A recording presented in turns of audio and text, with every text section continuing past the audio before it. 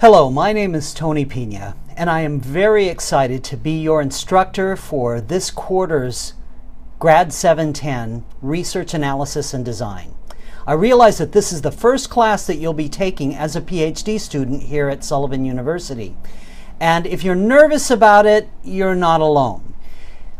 This can be a very intimidating experience going through a doctoral program. It's very different than going through a master's program. And let me tell you how.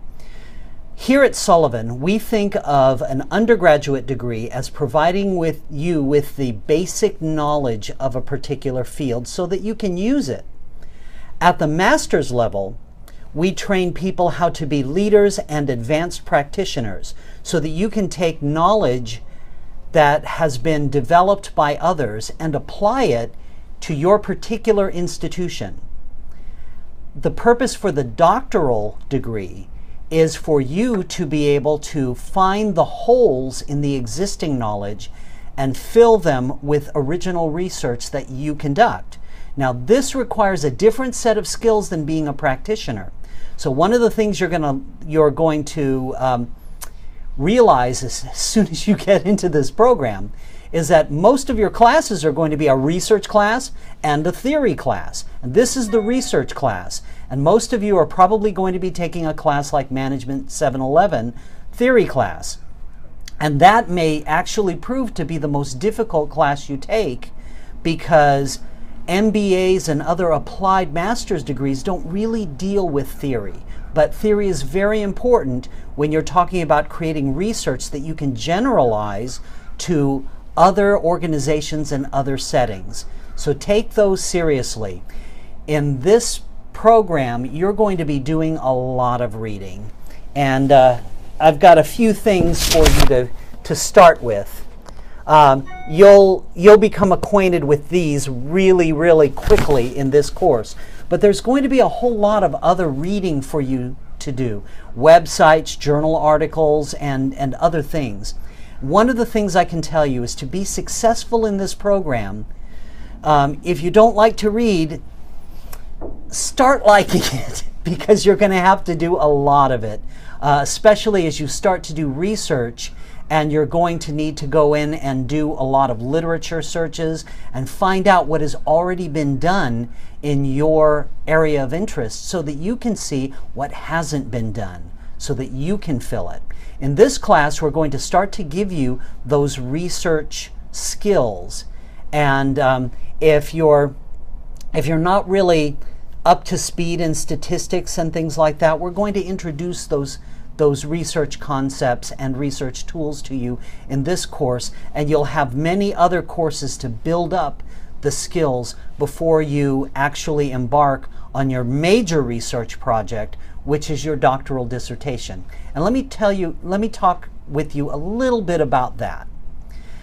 It is not required when you're starting a PhD to know exactly what your dissertation is going to be, because in 2 years worth of coursework and research, your interests are likely going to shift and become more focused.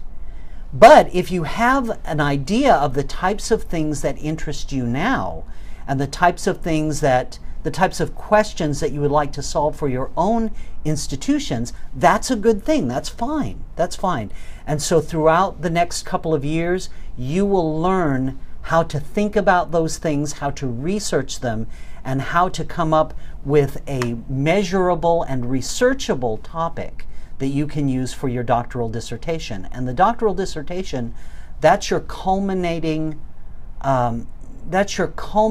project or experience in the doctoral program. That's what really makes you a PhD, is your ability to conduct original research. And so this is going to be a lot of work for the next couple of years, and I commend you for making this choice. You'll probably find out pretty quickly that there's going to be a lot of work for those of you who are taking 2 of these courses. Each of these courses is going to require maybe 10-12 hours of work every week, a lot of reading and some writing and some interacting. But my job here is to help guide you through it, to provide answers, to be a cheerleader to a certain extent, and to help you gain that skill and knowledge that you'll need to one day be called a doctor. Please feel free to contact me via email or my office. All of that contact information is in the course. It's in Meet Your Instructor in the syllabus and important course documents. And I mean, if you really want to punish yourself, you can read my bio and my website and all of that, but that's not required to get a good grade in this course. But start planning when throughout the week you're going to be doing your work. Even though these are online courses, there are still weekly assignments, in fact multiple, and you're going to have a lot of reading. So set yourself up so that you start working on your readings and your assignments early on in the week. You do not want to leave everything till the weekend. You won't succeed in these courses if you do that. So budget some time for your studies. Also budget some time for your family, for your other responsibilities, and for your other interests, because you don't want to get burned out either. So I look forward to going through this next 11 weeks with you, and please, if there's anything that I can do, questions or concerns you have, please feel free to contact me.